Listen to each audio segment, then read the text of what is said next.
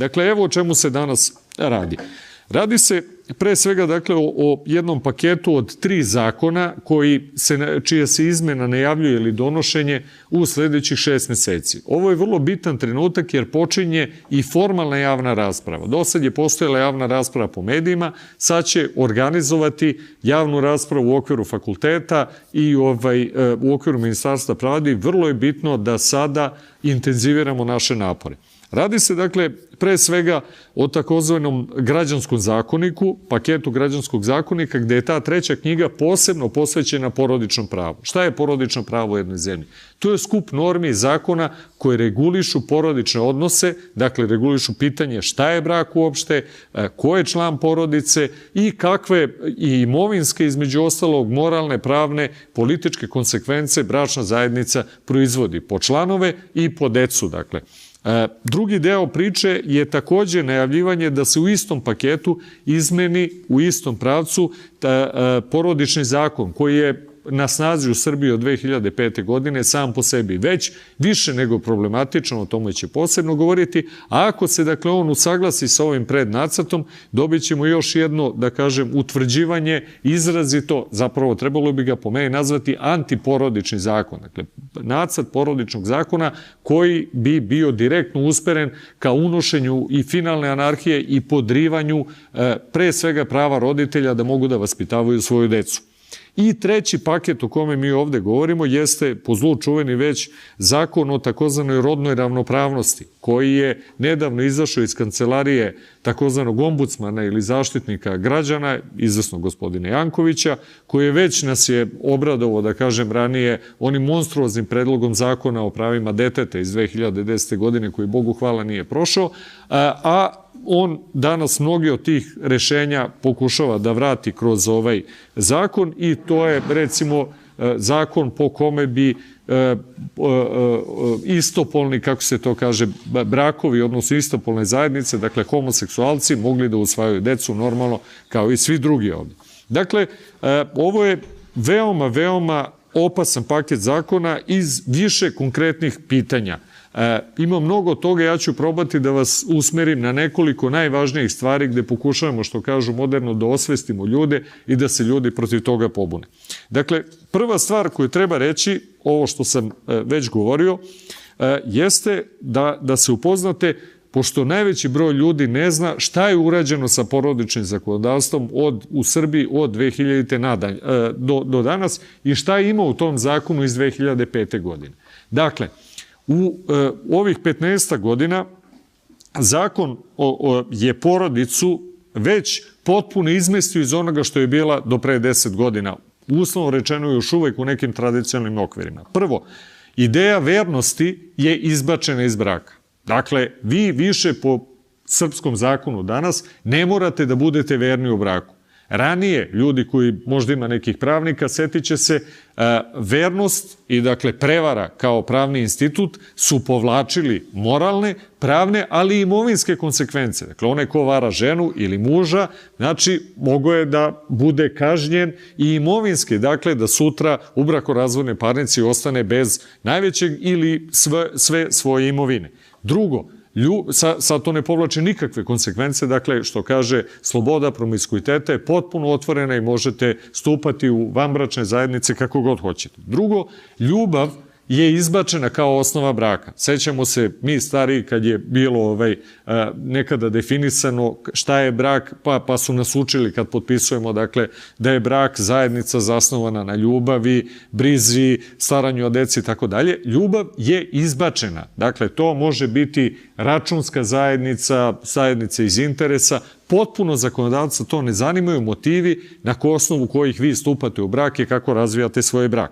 I dakle, tu još čitav niz stvari može da se kaže, ali pomenuću ono što profesor Panov stalno s pravom ukazuje, recimo, a to zaista kažu ovi ljudi koji se bave komparativno pravom u Evropi, nema nigde. Dakle, definicija člana porodice. Kaže se, na primer, da između ostalog u srpskom zakonodavstvu u člana porodice, kaže, ubraja se lica koja su bila ili su još uvek u emotivnoj ili seksualnoj vezi. Dakle, profesor Panov vrlo precizno kaže zaista da ako vi, na primjer, imate, uzmimo osobu X koja ima redovnu seksualnu vezu sa nekom prostitutkom, pa vremenom uspostavi neku emotivnu, da, dakle, po ovoj definiciji zakona, ona sutra može da se pojavi kao osoba koja sebe vidi kao njegovog člana porodice, dakle, u skladu sa zakonom, pa može da učestvuje u, ne znam, ostavinskoj raspravi i tako dalje i tako dalje. Dakle, čitavih takvih ludila imate koliko hoćete, najveći broj vas vjerojatno nikad o tome nije čuo, niti je mogao da čuje preko naših medija. Dakle, ovo je što je samo urađeno do sada, a sad se ide i dalje. Druga stvar koju takođe vrlo bitno treba uočiti i to treba ukazati jeste takozvana ideologija nasilja u porodici. Dakle, non stop slušamo nasilje u porodici, mediji nam svaki dan prikazuju kako neko negde ubio ženu, vrlo zanimljivo ne prikazuju da je ubio muškarca, a ima i takvih slučajeva unutar porodice i tako dalje. Šta je ovde vrlo bitno? Sukobi u braku različitog tipa, kao što otac Arsenije to vrlo dobro zna, verovatno, pošto dolaze ljudi ovde, su postojali. Danas postoje i postojali su i ranije. Nažalost, postojalo je i ono što se kaže i fizički obračuni u braku. Međutim, naše zakonodavstvo i ona komunistička vremena 70. godina je imalo čitav spektar vrlo preciznih instrumenta za borbu i kažnjavanje toga. Dakle, laka telesna povreda, teška telesna povreda i čitav niz onoga. Dakle, međutim, ranije nije se govorilo ovoliko o toj ideologiji nasilja u porodicu, nego se pokušavalo da država deluje, da što više utiče da ljudi međusobno u braku rešavaju svoje probleme, naravno sa što manje nasilja, i da se samo u ekstremnim slučajevima zaista država umeša da spreči fizičko uništavanje ljudi i tako dalje. Danas je potpuno ta ideologija nasilja u porodici sa sve sigurnim kućama.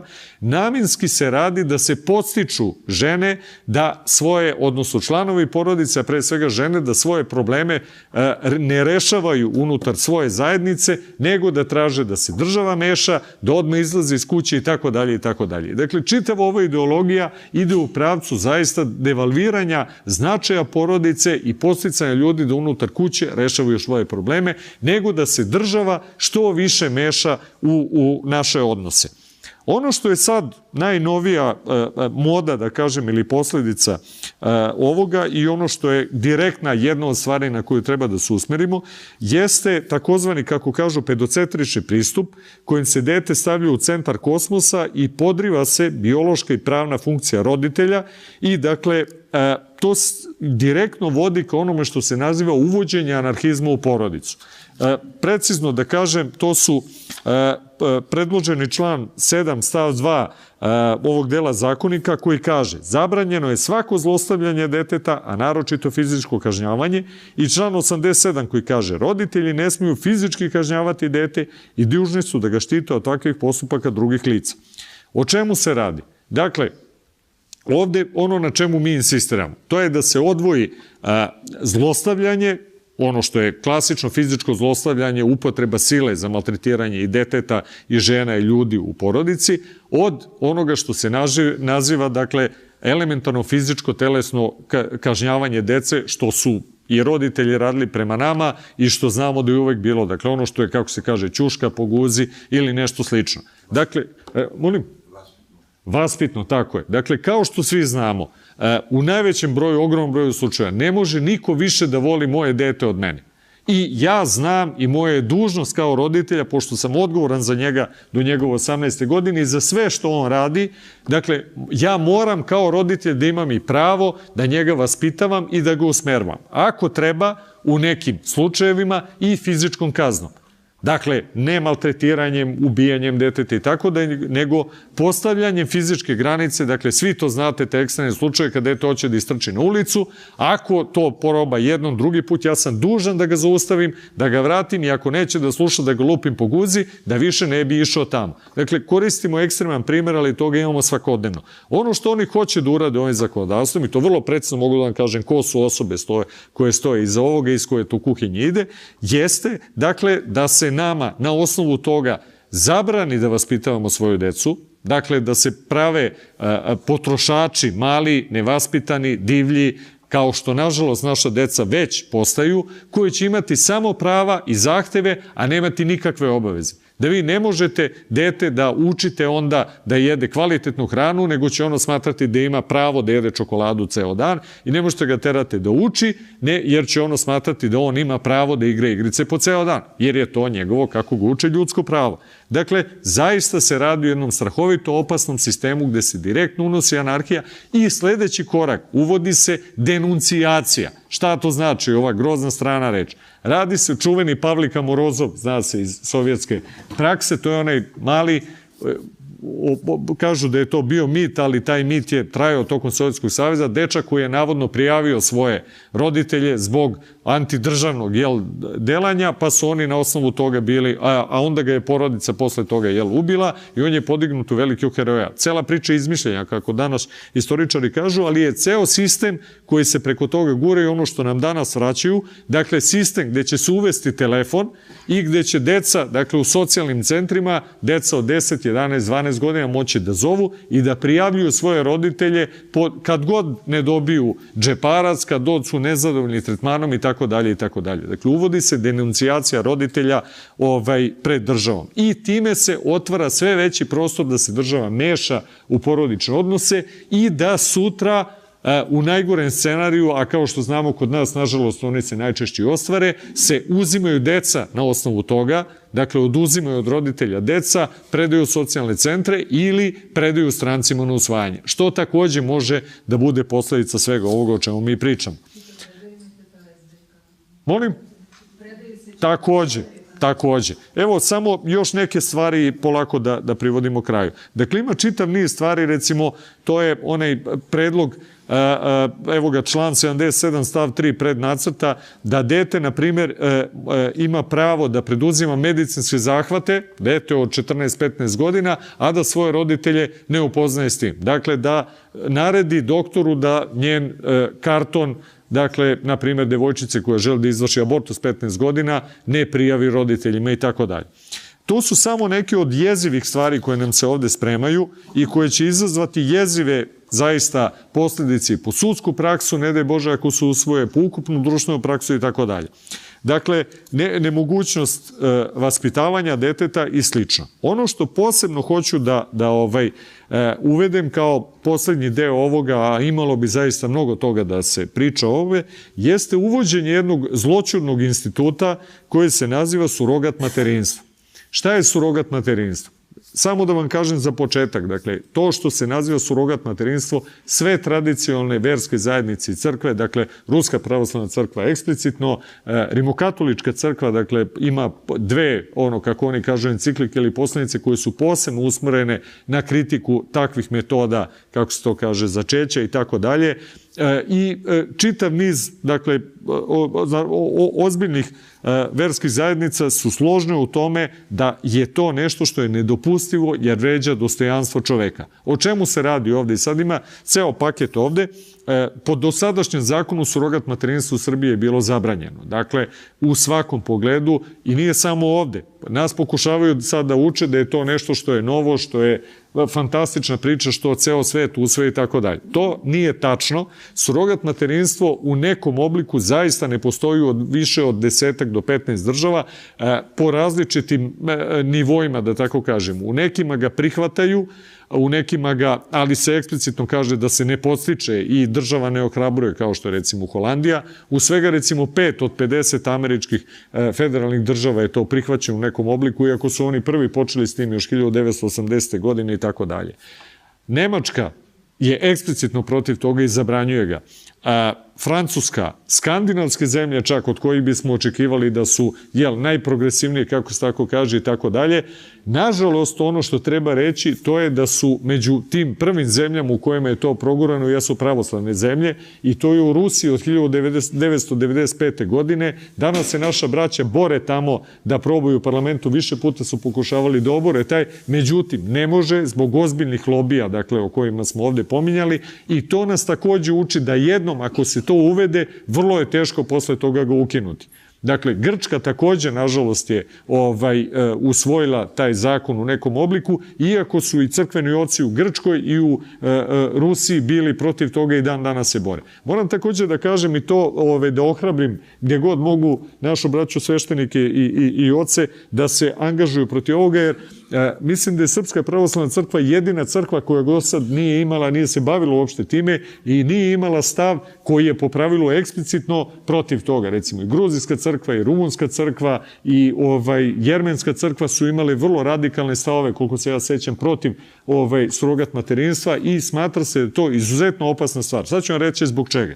Surogat materinstvo, dakle, da ne ulazimo u te da li heterologno, homologno i tako dalje, se svodi na to, što bi rekli, iznajmljivanje žene, da se napravi beba, što kažu, spajaju se muške semen i ženski u embrion i onda se to, ali dakle uzima se po pravilu, dakle ima ti raznih varijanti, ali na primjer muškarac i žena u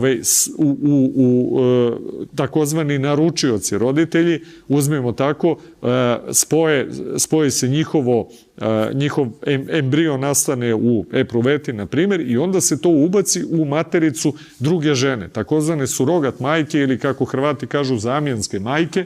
To je, da kažem, bliže nekom našem duhom, žena koja menja pravu majku, ona bi trebalo da nosi taj zametak, odnosno to dete 9 meseci i kad se to dete rodi, da ona lepo uzme dete i da ga preda takozvanim naručiocima, roditeljima. To onako, možete misliti kako izgleda sve. Sad tu ima raznih varijacija, da li je njen embrion od te žene ili od neke druge žene ili čija su, tu se sad meša sve i svašta. Sad idu dalje sa napredom ove, da tako kažem, eugenike, gde može da se interveniše na tom zametku pa se ubaci od trećeg deteta, od 3 roditelja, genetski materijal i tako dalje.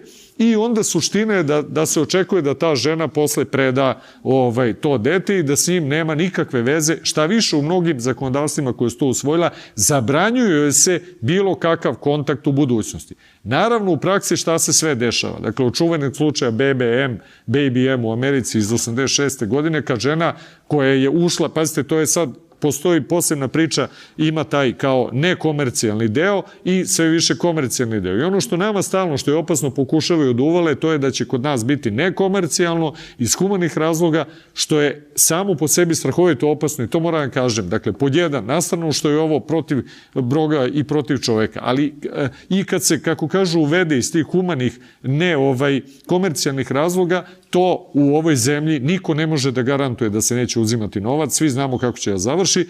Po dva, iako se zabrane da se to radi sa strancima, niko vam ne može garantuje u ovakvoj zemlji da će to zaista biti samo unutar zemlje. I pod tri, ono što je evidentno, znamo kako ide ta klizna ravan, za 5 godina neko će da traži, pa kaže, ajde kad smo već uveli, ajmo da uvedemo i komercijalno i tako dalje i tako dalje. Zato sam ja eksplicitno protiv toga i moramo da se borimo da sprečimo na svaki način uvođenje ovog izuzetno opasnog i problematičnog instituta. Šta su tu silni problemi? Prvo, menja se definicija zakona šta je majka.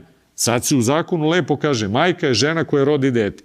Da bi uveli surogat materinstvo, oni moraju da promene definiciju zakona, pa će uvesti dakle, kako se to kaže, gestacionu majku i majku naručioca. Dakle, to je jedna strašna stvar. Drugo, ta žena koja iznese svoje dete, ovdje ima majki, ja ne treba da im pričam šta znači kad se dete pojavi u vašem, čak i ako nije od vašeg genetskog materijala, mada ima i oni koji kažu da samim tim što ga nosite 9 meseci i stvarate ga, da ono prima nešto od vas u svakom slučaju, ali ta žena kad vidi to dete, ne može da se rasladnje od njega vrlo često ili najčešće i zato u nekim od tih zakonodavstvima, recimo, ako se dobro sećam i u Rusiji je, da ta žena ima pravo promišljanja, na primjer 5 dana da vidi da li će se odvojiti od deteta ili neće. Znači, kod nas čak ni to nije, nego recimo taj nacrt zakona direktno, kao da je rađen za kolonijalnog naručioca, znači ta žena koja treba da nosi dete nema nikakva prava, sem u jednom alternativi jednog zakona, gde bi sud možda mogao da odluči da joj dodeli pravo da viđa to dete i tako dalje. Dakle, strahovito je opasna stvar. Ovo je jedno od najopasnijih biomedicinskih i bioetičkih pitanja, dakle, izuzetno kontroverzno, pokrenulo čitav niz, nema vremena da vam detaljno pričam, pravnih, etičkih, moralnih, političkih, internacionalnih problema i tako dalje. I kažem, nije slučajno što ozbiljne zemlje zabranjuju poigravanje genima i roditeljstvom na svaki način. Dakle, evo da probam da, već sam odužio, hteo sam samo da vam prenesem jedan paket onoga što je izuzetno, izuzetno opasno i protiv čega treba da se zaista pobunimo i da probamo uz asistenciju naše braće iz Rusije i iz drugih zemalja, recimo i u Americi, ozbiljni hrišćani se jako bore, tamo su pokrenuli i organizaciju Svetskog kongresa porodica, na primjer, sa kojim naši neki ljudi sarađuju. U Francuskoj se diže onaj pokret Manif pour tous, znači koji se bori protiv homoseksualizma i za očuvanje tradicionalne porodice i gde god ima ljudi koji se danas bore za tradicionalnu porodicu, a protiv ovakvih zala i razbijanja porodice, s tim ljudima treba da sarađujemo. Da završimo ovu priču sa time šta zaista za jednu nesrećnu zemlju kao što je Srbija bi značilo uvođenje ovog zakona. Bojim se da bi za 10 godina završili kao Indija, a Indija je najradikalniji slučaj toga šta komercijalno surogat materinstvo u krajnjem slučaju proizvodi. Dakle, danas u Indiji postoji takozvana, kako oni kažu, industrija fertilnog turizma, tako se to naziva, a svodi se na to da bogati matori parovi iz Australije i iz Zapada, recimo iz Francuske koja to zabranjuje, ali onda odlaze bogataši u Indiju. Dakle, postoji industrija, bukvalno gomila agencija, mislim da je na hiljade, neko pominje možda 2000 agencija, koje godišnje obrnu profit, kako se to kaže, od 400 miliona evra, dakle, tako što homoseksualci i matori parovi dolaze i iznajmljuju indijske žene kao inkubatore. Dakle, sa strahovitim posledicama, to da vam ne pričam, recimo šta sve ima, da ovi naručioci, ako dete ima, kako se to kaže, genetske poremećaje, neće da uzmu dete pa ostave i tako dalje, da se sude, da imaju pravo da... Mislim, jeziva eugenika i onako jedan orvelijanski svet. Dakle, bojim se da bi srpske žene završile sutra kao neka vrsta inkubatora koje bi stranci koristili za proizvodnju dece. To više nije rađanje dece, to je proizvodnja dece. Eto, braći i sestre, prastajte što sam produžio malo. Još jednom bih da pozdravim našeg uvaženog gosta i da mu se zahvalim što je došao da nam prenese svoje iskustvo i da nastavimo sa zajedničkom borbom za očuvanje tradicionalne porodice. I ono što je nama opet bitno, ja naravno pozivam na saradnju sa braćom svuda po svetu, ali pravoslavna civilizacija i pravoslavni narodi su ugroženiji nego bilo ko drugi. Znači, mi koliko god se počeli da se borimo, za sad, nažalost, naši rezultati nisu dovoljno dobri, jer Srbi i Rusi spadaju među dva naroda u Evropi koji imaju najviši broj abortusa po stopi stanovnika i najniži natalitet. Izuzetno loše stojimo. Dakle, ako pogledate prosek života, na primjer, prosek, izvinjavam se, godina starosti u Grčkoj je 43,5, u Srbiji 42,5, u Rumuniji 41,5, u Bugarskoj 42 i tako dalje i tako dalje. Mi, pravoslavna civilizacija, zaista najgore stoji u ovom trenutku i nama je potrebno ozbiljno osvešćenje i produhovljenje i povratak na put tradicionalnih vrednosti, jer to je jedini način kako možemo da obnovimo porodicu. Kad naše žene i muškarci prestanu da gledaju Seksi grad i počnu da se vrate crkvi i svojoj tradiciji, onda će shvatiti da je rađanje dece i radost i dužnost, a ne, dakle, danas uživanje u materijalnim vrednostima i, što kaže, kod nas je najčešći oblik kontracepcije abortus, Bože me prosti. Dva slova, Bože me prosti. Hvala.